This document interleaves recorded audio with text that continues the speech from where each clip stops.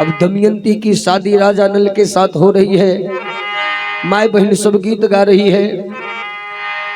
आहे धन माँ के शिष साए निकलल दमयंती बेटी धन माँ के शिष सन जमा। आहे धन माँ के शिष साए निकलल दमयंती बेटी धन माँ के फूल सन जमा।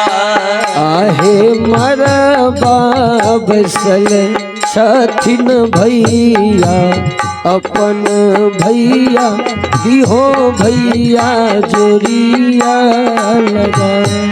आहे मरबा बसल छथिन भैया अपन भैया दिहो भैया जोरिया लगा।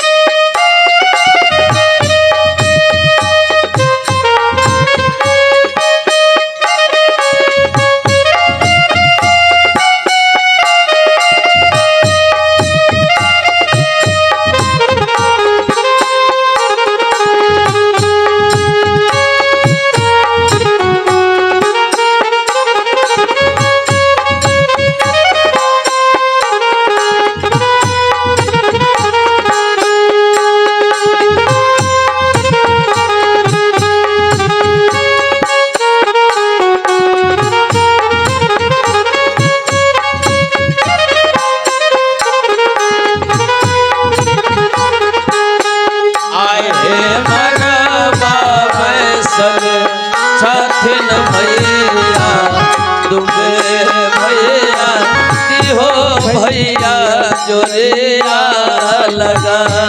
आहे हमें कैसे जोरिया लगई दमयंती बहिनी जोरिया लगतिन भगवान। आहे हमें कैसे जोरिया लगईब दमयंती बहिनी जोरिया लगथिन भगवान।